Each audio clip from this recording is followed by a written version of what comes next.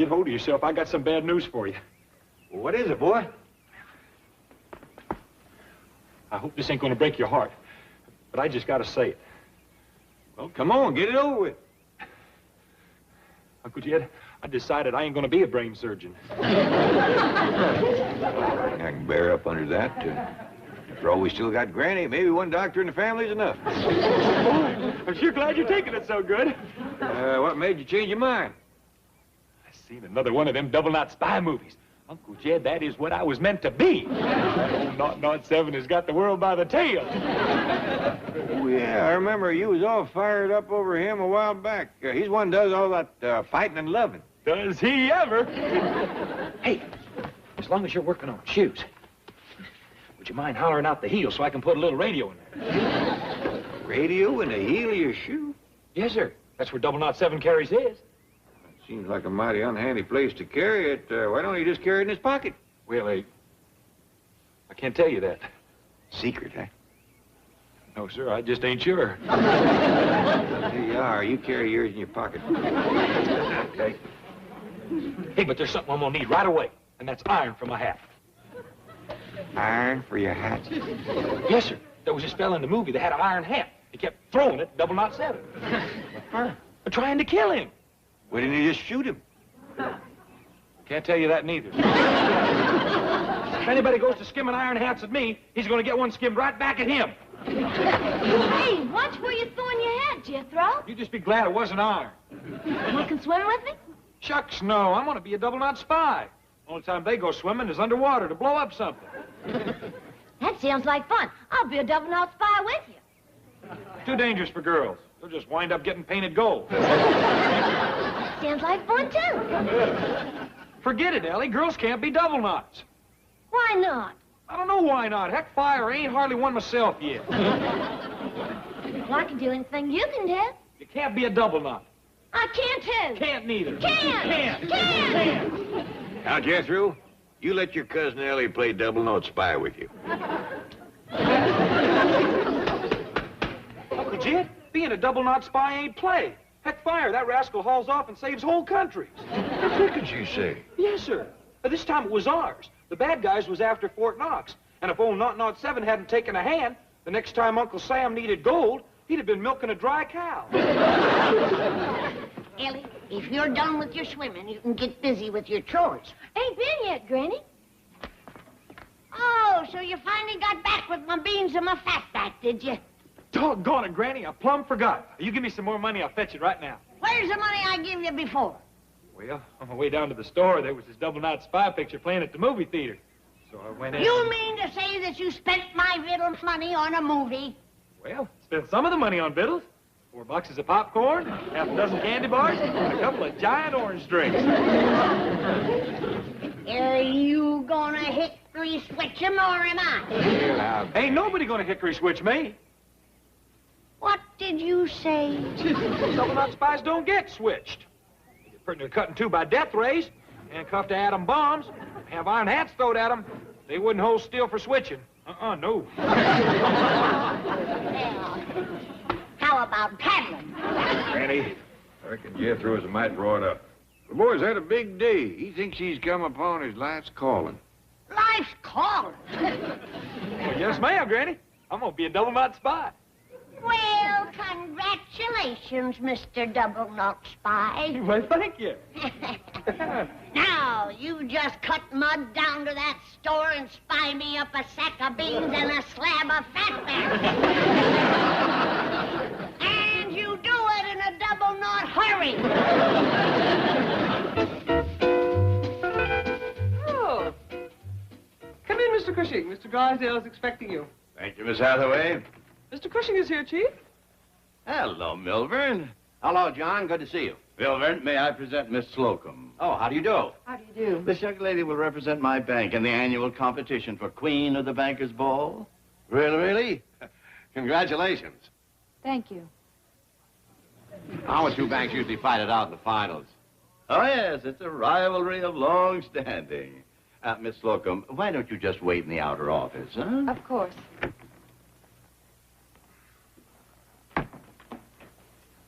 Our usual wager, Milburn? What do you say we double it this year? Ah, you're a hard man. Oh, what are you talking about? You've won the last 2 years. Well, all right. It's a bet. Now tell me, who is your contestant going to be? Does it matter? I guess not. So long, Mildred. Oh, Miss Slocum, why don't you just come in and say goodbye to Mr. Drysdale? You see, you won't meet her again before the contest. Yeah, that's right. And I want to wish you all the luck enough. What's going on here? This is how Miss Slocum will appear at the beauty contest tomorrow.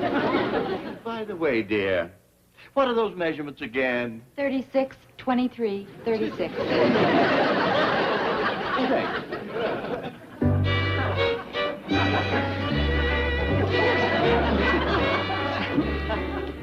Close your mouth, Mildred. Where'd you find her, the folie bergère? Milburn, you know the rules. She works in my bank. In a pig's eye. No, in new accounts. You won't get away with this, Cushing. Now, Milburn, you've always been such a good loser. You're not going to change now.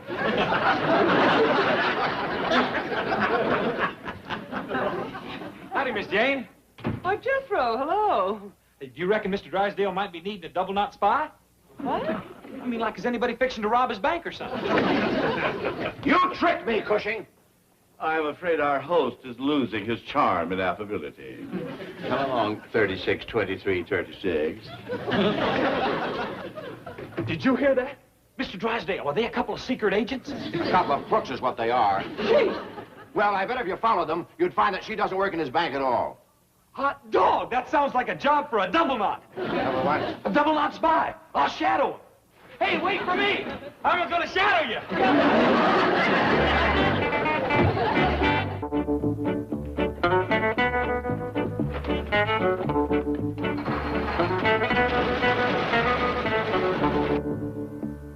Chief, do you think it was wise to give Jethro that assignment? What assignment? Spying on Miss Slocum. Oh, he's not spying. He's just going to find out if she really works in new accounts at the merchant's bank. He can do that by just walking by and looking in the front window. But Jethro won't stop at that. He's just seen a James Bond movie and he fancies himself another 007. Now, look, we've got bigger worries. Just in case that girl isn't a phony, we've got to come up with a beauty contestant who can beat her. Any ideas? No. How about you? Well, I'll do my best. Perhaps my glamour wig and a bikini. Start screening every female employee under the age of 30. Make that 35.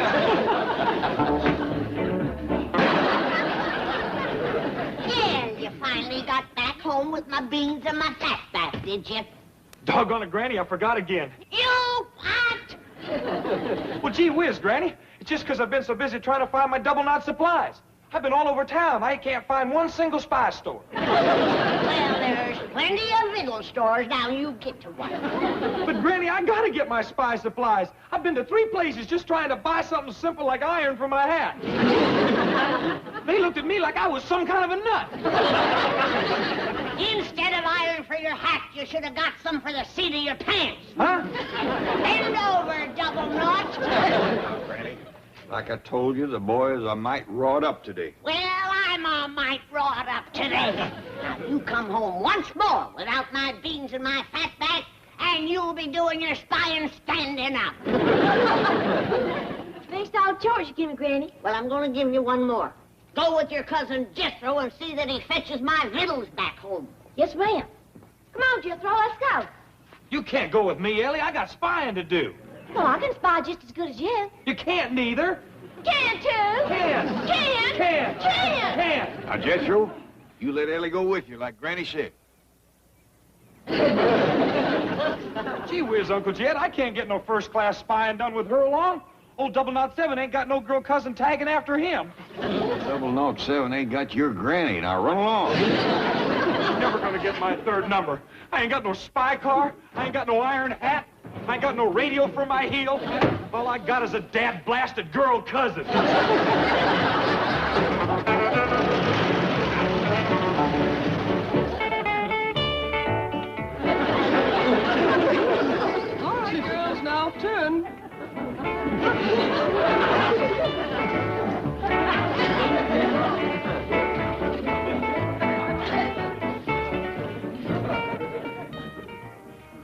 would you like to see them in bathing suits, Chief? Are you kidding? Get them out of here. All right, girls, now back to your desks. Thank you, one and all. Mr. Drysdale appreciates your loyalty and cooperation. Don't call us, we will call you.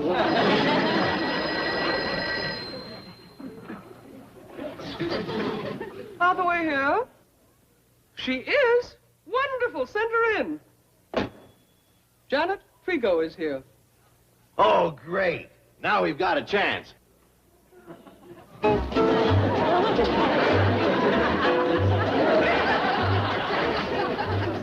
What happened to you? Skiing accident. Oh, you poor dear. Well, Chief, there goes the contest. Nonsense. I don't give up so easily. We'll win yet. Get me something to knock off this cast. Chief! Well, she can put out another one as soon as the contest is over. It means a raise for you. You can't be serious. Young bones mend quickly. The contest isn't till tomorrow. But I just broke my leg yesterday. See? She got 2 whole days. Now, you take the afternoon off, go home, and let those bones knit. The doctor said 3 weeks. Come along, dear. That's the trouble, you women today. Soft. Soft. You need a doctor for every little thing. What if pioneer women had been like that, we wouldn't have any country. They fought Indians with broken legs. Hope you get well soon, ma'am. Mr. Drysdale? Oh, hello, Jethro. I got a couple of favors to ask you. First off, can I have an advance on my spying pay? And second, can I leave my cousin Ellie here for a spell? I can't get no double knotting done with her along. I'm just as much a double knot as you, Jethro. You ain't neither. Girls can't be double knots. Can too. Can't. Can. Please, Mr. Drysdale, keep her here. Ellie, I do need your help. You can take Miss Trigo's place and win... Do her job. Well, is it important secret stuff like Jethro's doing? Oh, it's very important and very secret. Well, then I'll stay. Hot dog. Now, can I have my advance? You want?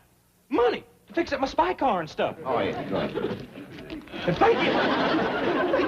Look out, Miss Dane. I'm on my fighting, loving, hat-skimming, bank-saving way. Chief, shouldn't we stop Jethro? Never mind him. Now, I want you to get a bathing suit for our beautiful new employee here. Why? Ellie Mae? That's right. She's going to fill in for the injured Miss Trigo. Chief, you are just thinking of that beauty contest tomorrow. I am thinking of that poor pain-racked girl. You expect her to sit at her desk with a broken leg? Have you no pity, no compassion? Just a moment ago. No arguments. Miss Trigo has been through a terrible ordeal. She faces weeks of suffering while those shattered bones knit. She must have time to convalesce. All right, Chief. Tell her she's got tomorrow off.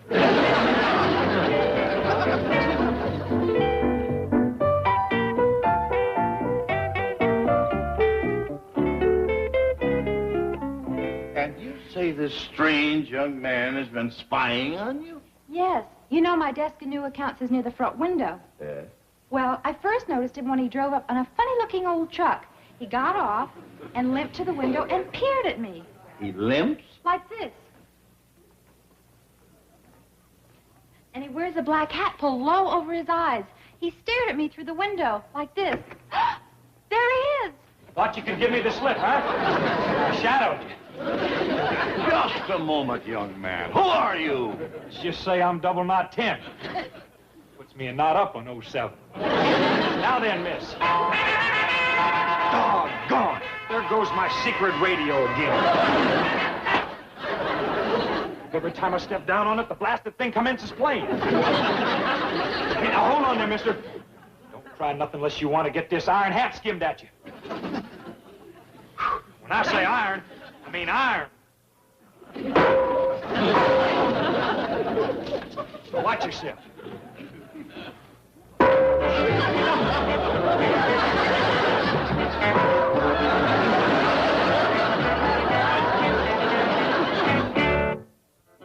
I remember this kid. He was in Drysdale's office at the Commerce Bank. Yes, I recall seeing him as we left. I bet Drysdale sent him over here to see if you were really working here. What if he finds out I just started this morning? Shh. He's coming around.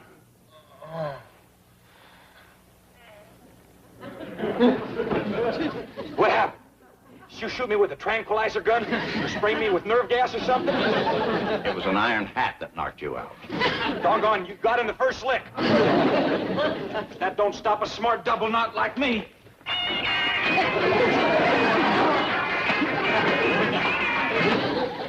Find a different place to hide my secret radio. Where's my hat? Letter must have fallen. J.D. Clampett. That's Drysdale's star depositor. What is your connection with him? Well, he's my... Oh, no. If there's any secret blabbing to be done around here, she's gonna do it. Me? What makes you think so? Oh, heck, fire! That's what always happens when a double-knot spy tangles with a pretty girl. One kiss and she spills the beans. Watch this.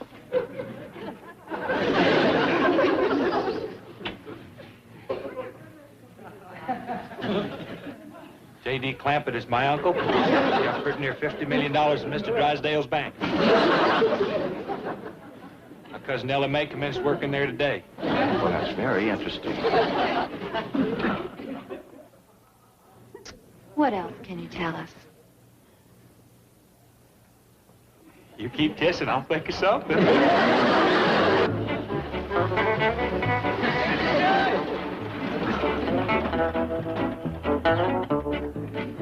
Uncle Jed, come see what I got. Be careful getting out of that ejector seat. What ejector seat? The one you're sitting on. Every spy car's got one of them. What's all shouting about, boy? Look what I got, Uncle Jed. Ain't she a beauty? She is for a fact. Yes, sir. That's what you call a first-class double-knot spy car. Oh, I thought you was talking about the young lady here. Ma'am, I'm Jed Clement. Mabel Slocum. You one of them double-knot spies? No. They number girl spies different. She's what you call a 36, 23, 36. Actually, I'm in new accounts at the Merchants Bank. I'd like to talk to you about using our facilities as a repository for some of your enormous reserves. Well, I'll be glad to talk to you about that, whatever it means. Not now, 36. I got to show Uncle Jed some of my spy car stuff. Well, why don't you step inside and make yourself comfortable, and I'll join you directly. Thank you. Now, let's talk. Well, boy, show me what you got. Well, first off...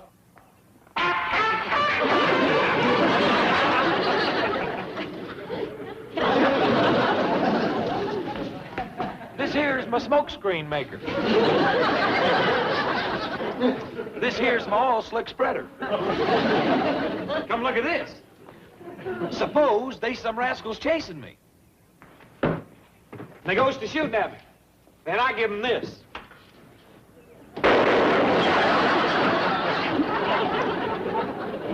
Dangerous, ain't it, boy? Spying's a dangerous business. That's how come it pays so good. Oh, Mr. Drysdale, give me $20. What's this contraption here? Suppose they go to shooting at you from all directions. This here is my bulletproof shield. Watch this. How about that? Andy. But, how do you see to drive? Jethro? How do you see from in there? That's one of the bugs I ain't worked out yet. What's that handle there? Oh, that there releases the ejector seat. What's an ejector seat? Well, suppose somebody's riding with you that you want to get shut up. You just yank on that rascal, next thing you know, he's 50 feet in the air. Well, you finally got back home with my beans and my fatback, did you? Well, I hope you got plenty. I see you fetched company home for supper. I'll go right now, Granny. You mean you forgot again? I've been so busy getting kissed and rigging all this special stuff on my spy car that Where's Ellie Mae? Did you forget her, too? I'll fetch her home with the beans and fatback. I'm going with you this time. You can't be trusted. Okay, Granny, but be careful. Come on. I'll hang on to this handle.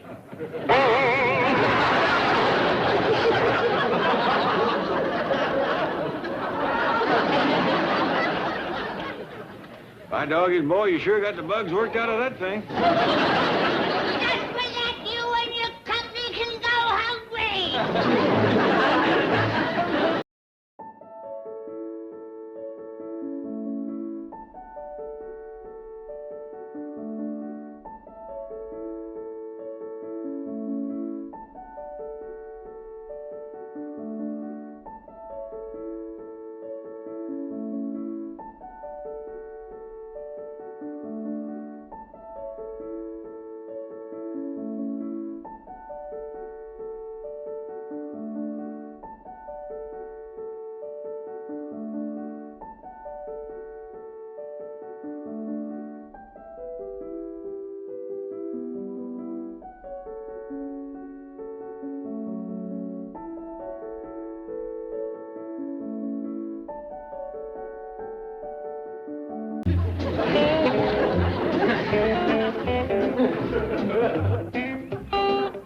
Jed, look at this. What happened, Granny? Jethro has been skimming his iron hat again. Cut the head off of another statue. Beats me how that boy can stand to wear that hat. It must weigh 25 pounds. Where did he get the notion to put iron in his hat? He's got enough in his head. Same place he got the notion to wear that secret radio on the heel of his shoe, or rig up the truck with his smoke screen maker and oil slick spreader. He seen a movie about a double-knot spy.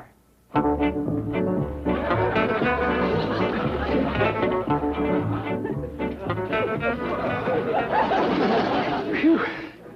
Rascal sure presses on a feller's brain. Hi, Granny. I like my spy coat. Doggone my secret radio. Every time I step down on it, the blasted thing commences playing. Why don't you take the darn fool thing out of your shoe?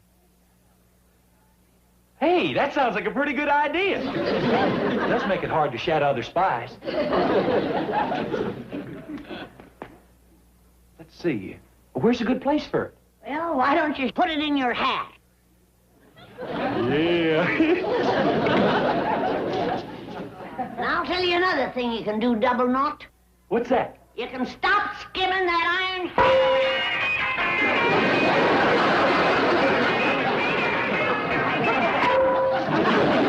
Granny, that sets a feller's head to throbbing. One more hat skimming, and I'll set your other end to throbbing.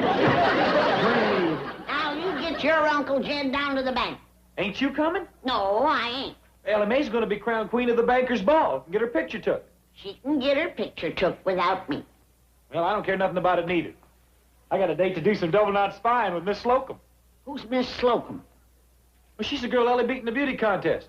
She works down to Mr. Cushing's bank. Well, you get your Uncle Jed down to Mr. Drysdale's bank. And don't eject them into no tree while doing it. Yes, sir. Howdy. Howdy, Paul. How you like my queen get-up? Ain't that pretty? Mr. Clampett, you're just in time to have your picture taken with the queen of the banker's ball. Oh, no, thank you. I'd like to get one, Mr. Clampett. Come on, Paul. Well, if you're sure it won't bust your camera. That's it. Very nice. Now, on the count of 3. 1, 2... That's it. What happened at 3? My finger slipped. Thanks, everybody. Bye. Now, wait a minute. I want some shots of me for the front page of the banker's journal. Well, Ellie, Jethro's waiting downstairs on his spy car. You best get changed. Oh, Mr. Clampett, Ellie Mae's duties are just beginning. She's going to reign over the Bankers Association luncheon today. Well, doggy. Mr. Drysdale is master of ceremonies, and you're invited too, of course. Oh, no, today is Groundhog Day. It is? Yeah, Granny's womping up a stewed groundhog. Gee whiz, Miss Jane. Do I have to miss that? Well... Well, now, don't let that fret you, Ellie Mae. When you get home for supper tonight, you can have groundhog hash.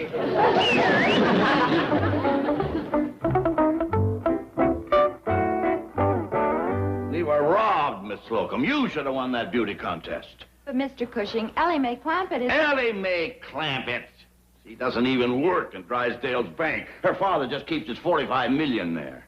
And what is more, you are 10 times prettier than she is. Oh, now, really? You just wait till that Bankers Association luncheon today. I'm going to raise the roof, then drop it right on Drysdale's head. What is it? Mr. Cushing, could Miss Slocum come out and do some double-knot spying with me? Not today, Jethro. We're busy. Well, then, can my Uncle Jed just come in and say howdy? Jethro, you heard what the man said. He's busy. Now, come on. No, wait! Come in, sir. Well, Mr. Clampett, I've been wanting to meet you, sir. This is a real pleasure. Thank you. You know, I was just saying that your daughter certainly deserved to win that beauty contest. Well, I don't think so. Miss Slocum's a heap prettier than Cousin Ellie. Oh, nonsense. Now, Miss Slocum is a nice, wholesome girl, but Ellie Mae Clampett, one of the world's great beauties. Yeah, we just come over to say how sorry we are there couldn't be 2 winners. Now, Miss Slocum is right pretty, and Jethro's right took with her.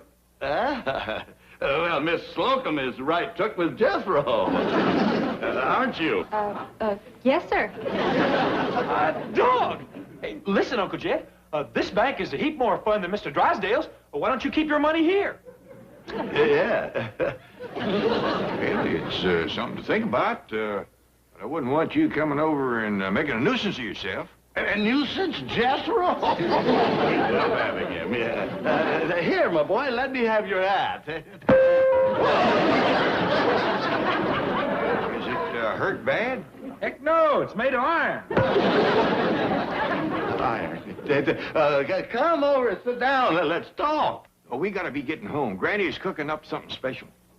Say, why don't you and Miss Slocum take noon victuals with us? How about that, Mabel? Well, Mr. Cushing has to attend a lunch. At Mr. Clampetts' house. Oh, we'd love to come. That'll pleasure Granny a heap. She loves to have company on Groundhog Day. She sure does. Well, we'll be looking for you. Yeah, well, we'll be there. Bye. Goodbye, sir. Goodbye. Groundhog Day is the 2nd of February.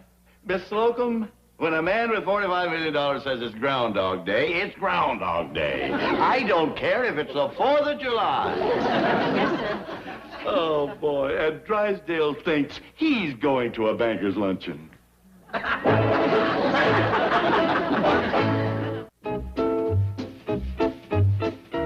And now, ladies and gentlemen, I have the honor to present our beautiful queen, Her Royal Highness, Miss Ellie Mae Clampett.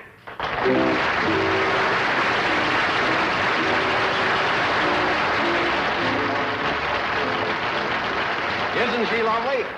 You know, the savings and loan companies like to brag about their interest figures.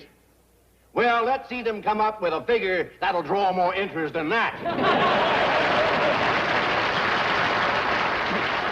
I notice that my colleague, Mr. John Cushing of the Merchants Bank, is conspicuous by his absence today.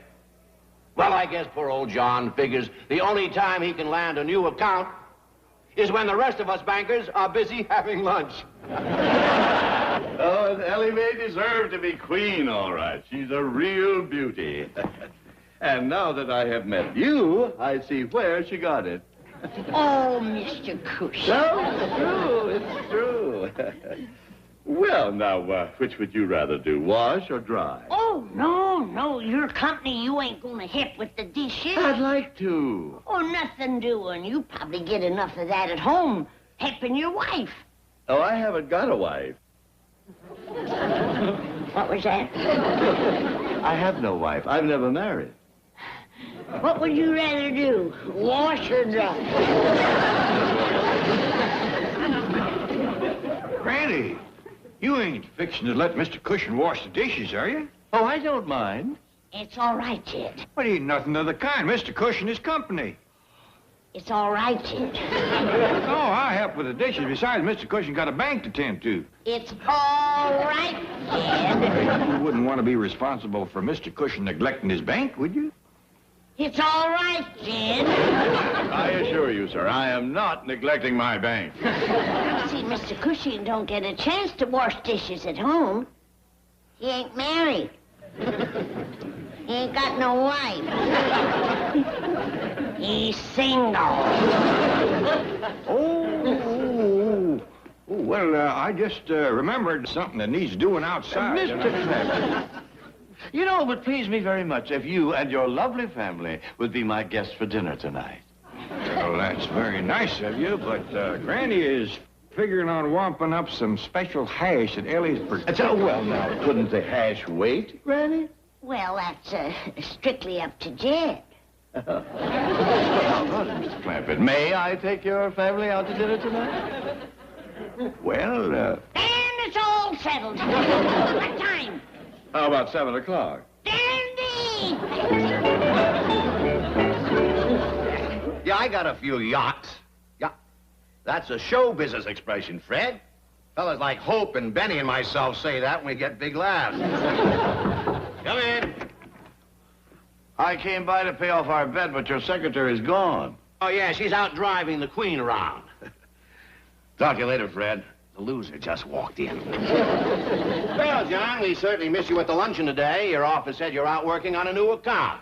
That's right. Oh, I made a few jokes about it at the luncheon, but in All sincerity, good luck. I hope you'll land it.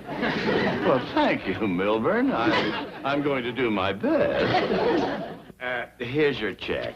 Well, now that's all over, I'll tell you something. I gave you a little low shot there because Ellie doesn't really work for me. But you know the saying, all that's fair in love, war, and banking. I never heard that. Who said it?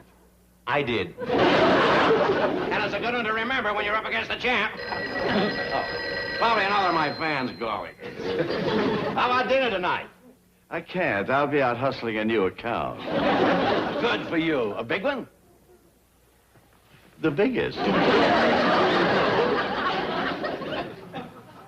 Nah, it couldn't be. Oh, Harry. Oh, yes, I got a few yachts. Yacht, that's a show business expression, Harry. Fellas like Red Skelton and myself say that and we get big laughs. Well, Jed, what about it? You gonna put your money in Mr. Cushing's bank? I'm studying on it, Granny. What's they to study on? Well, I can't just take my money out of Mr. Drysdale's bank without a good reason. I'll give you plenty of reasons. Has Mr. Drysdale ever took us out like Mr. Cushing done last night? Has Mr. Drysdale ever brung me a orchid? Has Mr. Drysdale ever danced with me like Mr. Cushing done? Well, no, Granny, but Mr. Drysdale's got a wife. Mr. Cushing's a single man. There's the best reason of all. Looky who's here to see you. Good morning. Good morning. I hope you'll forgive my barging in like this, Mr. Clampett. Well, no, glad to see you. Sit down. No. I just happened to see these American beauties in the florist's window. And they reminded me of the roses in your cheeks. Oh, Mr. Cushing. John. Mr. Cushing brung me a box of candy. I'm going to share it with Cousin Bessie. Cousin Bessie? Well, I'm sorry I didn't know about Cousin Bessie. She could have joined us for dinner last evening. Well, her table manners ain't too good yet. Yes, she keeps picking up the fork with her feet. Yes, well, I'd better be getting back to my bank. Oh, and speaking of my bank, I hope you have given some consideration to what we discussed last evening. We've been talking about it. And Jed is ready to put his money in your bank. Now, hold on, Granny. I said I'd study on it. Oh, now that's right, Mr. Clampett. You think it over carefully, sir. Oh, I'll see you to the door, John. You wait for me in the pantry. Goodbye, Mr. Clampett. Well, Jed, how about it? Well, Granny, I said I'm going to have to study on this and have a long talk with Mr. Drysdale. Jed, ain't you always told me that part of that money was mine? That's right, 1/4. 1/4? 25 cents out of all of them millions? I mean 1/4 all I got. Well, here comes Jethro. You have him cipher it out. Because I'm going to put my money in Mr. Cushing's bank. Hey, Uncle Jed. You know where I've been? I've been out getting a brand new secret radio. Fine, Jethro. Now sit down. I got some ciphering for you to do. First, see, can you guess where my secret radio's hid? No, I can't, Jethro. Now sit down. Oh, come on, try. How about my iron hat? You reckon it's hid there? Yeah. You're wrong. All right, Jethro. Now sit down. Oh, try again.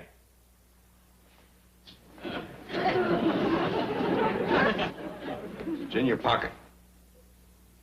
Which one? One with your hand in it. Wrong again. You give up? Yeah, Jethro. Now sit down and get the cipher. Look at here. It's what you call a secret wrist radio. Jethro got my ciphering done? Not yet, Granny. Jethro, sit down and get a pencil and paper. Ain't that the double knot end? I bet you I'm the only spy in the whole world that's got a radio like this.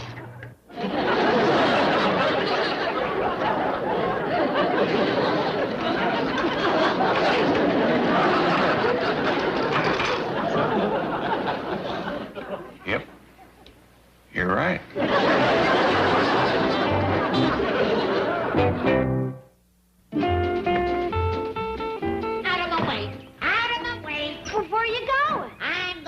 Mr. Drysdale's bank to get my money. Now stand clear. Jethro ain't gonna like you driving his spy car. What Jethro don't like, he can't lump.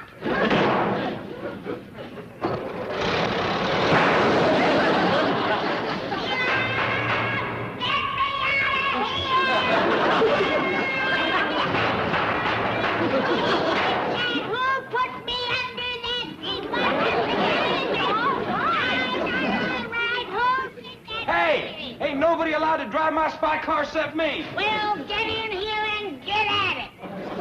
I'll sit on the ejector seat. I got ciphering to do. You got driving to do.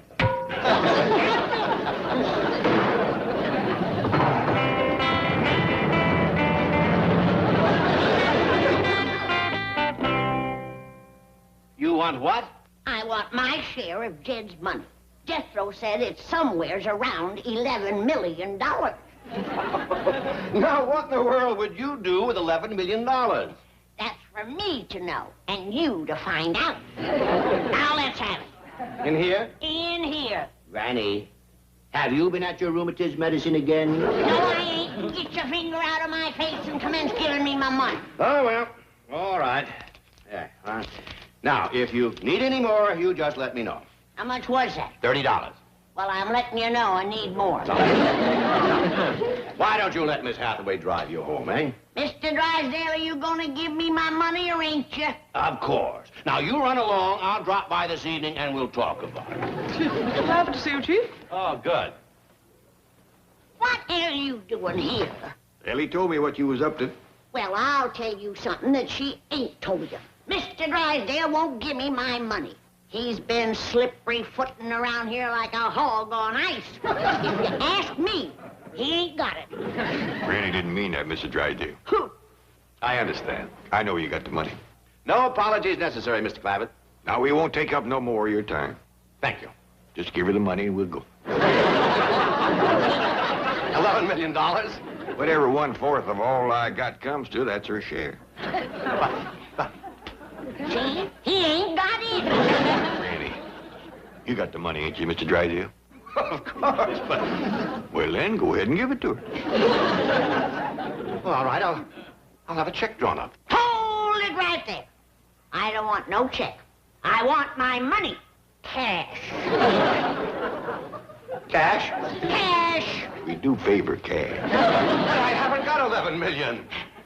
You see, I told you, he spent it. He ain't got it. If you ask me, you've been slicker, Jed. Now, Granny, how much have you got, Mr. Drysdale? Possibly $200,000 or $300,000 in the vault. That's all you got left out of my $45 million? I've got all of your money. Well, where is it? Well, it's invested. Stocks, bonds, loans, primary, secondary securities. That's slicker talk I ever heard it. Mr. Drysdale, you always told me I had $45 million in cash. Well, you have, but it's not cash. Like I said, it's invested. I've got it spread out all over the country. Well, maybe you better start getting it together. It would ease my mind considerable to see it. Great Scott, man. It would take weeks and weeks and weeks to get $45 million in cash. You don't understand. See, Mr. Cushing? Told you they was here. They used to have a double-knot spy working for you, don't it? Indeed it does. John, Mr. Drysdale won't give us our money. Really? Well, we'll see about that. You're behind this, Cushing, you pirate. Control yourself, Milburn.